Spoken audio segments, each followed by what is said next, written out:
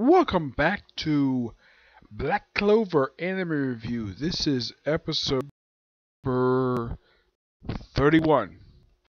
This is I'm reviewing 81st episode of the anime, The Life of a Certain Man, and the 203rd chapter manga. Now is time to break the seal. This episode is after pretty much from the last, finishing up chapter 127, goes straight through 128 and 29. This episode kind of explains, it shows off like at the beginning of the episode how the Black Bulls got to Fenrir so quickly and protect him from his own brother Legolas.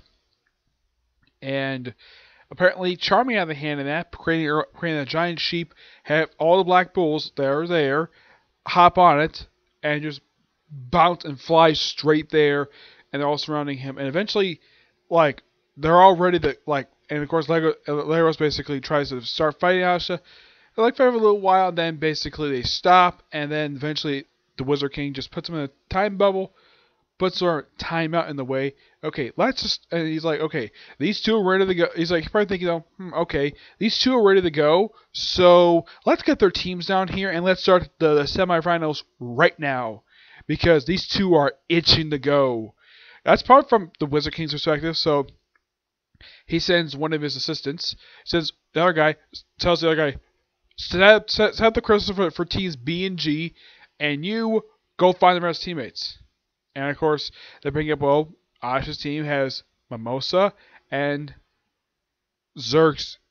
That was her name is Zora, the reveal in this episode. And of course, this team, which consists of Shiki, the guy who likes to laugh and who got easily beat by Asha during the wizard exam, and of course the woman from Aqua, I can't remember her name. So yeah, bring us up the field. Though in the case of Shiki, apparently Yumi decided to, because he interrupted when he was basically portaled into basically Black Bull's base. Where did he end up in the base? Did he end up near the dogs, in one of the rooms? No, he ended up in Yumi's he basically ran into Yumi in the frickin' bathroom when he's sitting down on the pot. Yeah, that's where he ran into him. So yeah, he runs him there, and he just, pretty much just, beats him up, and of course he's brought to, apparently he's healed right away. As for Fenrir, he is basically taken away by, and of course all the rest of the Black Bulls, with the exception of Ashe staying in the field, they all tend to Fenrir's wounds. He had been seriously wounded.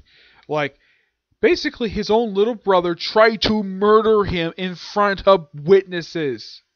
Yes, even the Wizard King basically agrees, though, that killing him was stupid. Especially as you have because these people are wizard knights. They're the magical knights. This was to protect the kingdom, not kill each other. Yep. And then, of course, Asa basically tells most pretty much do the same strategy from the last battle. Protect the crystal with her power and have Zeus basically back up. Okay, fine.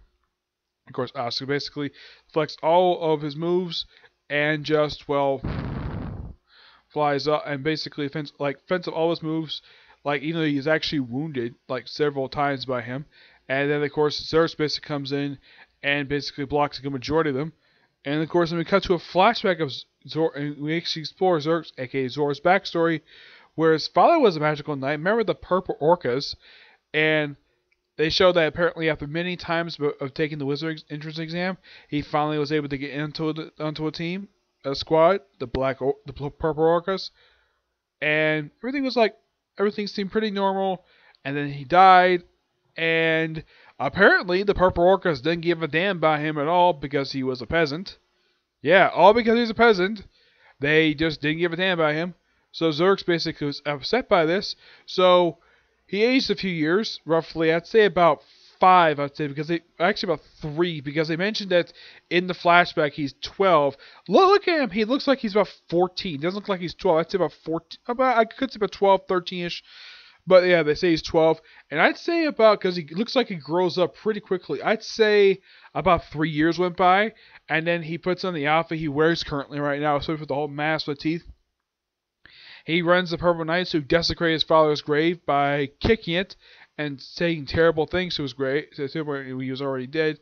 He, off screen, beats the living crap out of them with his magic.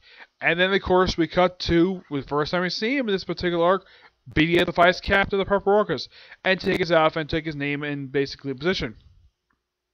Because apparently the guy couldn't be bothered to help a woman look for a missing granddaughter. These magical knights protect the kingdom.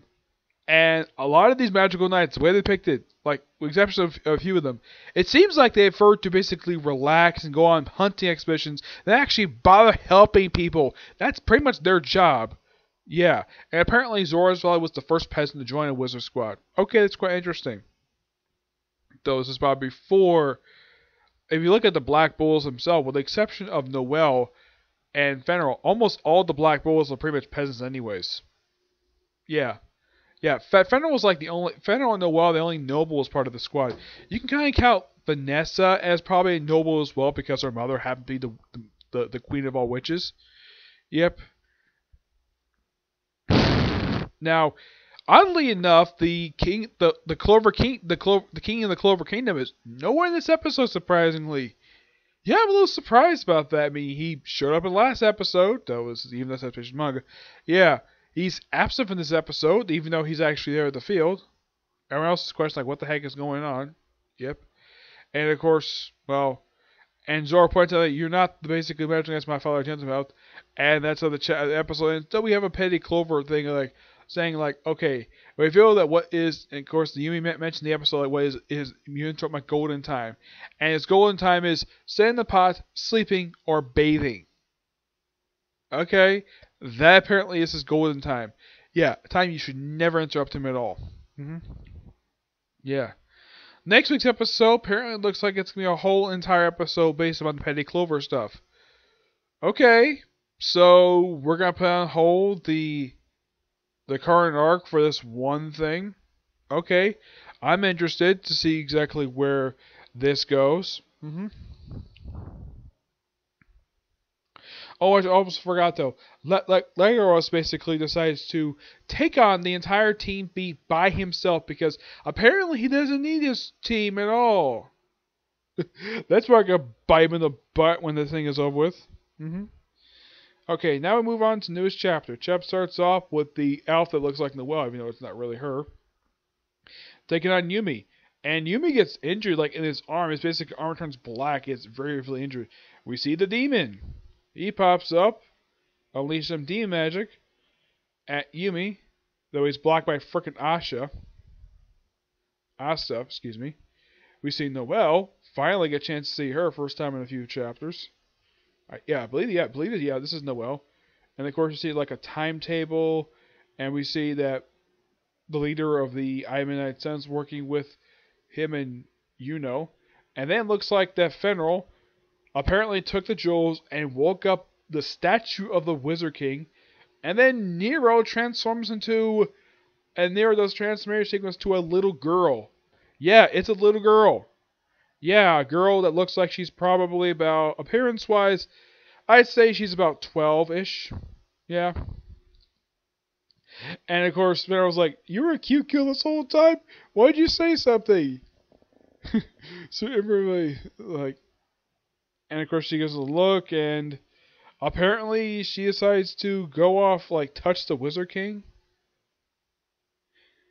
Apparently she's 500 years old. Yeah, look at this picture. Looks like she's somewhere around her neck, and here it looks like the Wizard King grabs something from her. She says, "For 500 years, I was no more than the bird you call Nero. What are you doing? Grab my hand, like..." And apparently, reverse seal magic. And apparently it looks like the statue of Wizard King is flying off.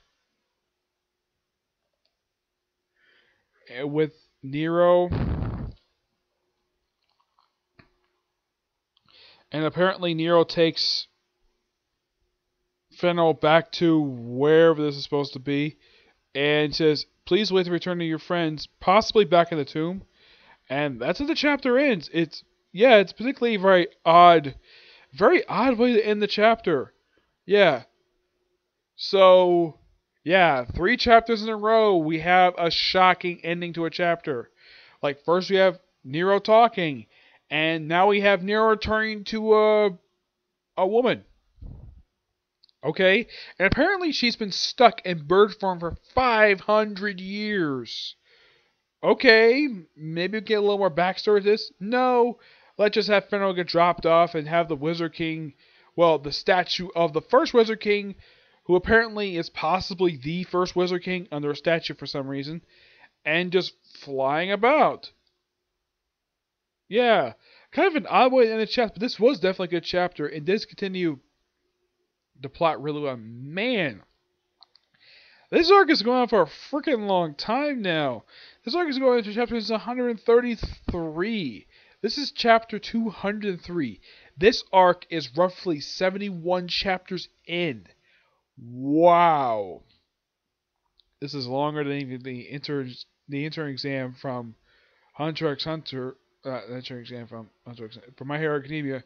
It looks like it's might be even getting close to the same length as Dressrosa from One Piece. I mean, wow, this is something. So yeah, we get like a big battle takes most of the chapter, and then a shocking cliffhanger. Then we have something we go on Nero. That's pretty much suggested this goes in this chapter. Who knows what Nero's gonna do now? I mean, Nero is simply turned into a woman. Yeah, I'm sure Fenrir is basically like thinking of, I can't wait to tell Asha about this because I'm sure he will be shocked as well. Noel probably be shocked. Like I think everybody would be shocked about hearing that Nero could transform into a woman. His words, a cute girl. Like wow, this is a beautiful woman. Like sweet Jesus. Probably a teenage. It looks like teenage, but apparently this woman's 500 years old. Wow, that is something.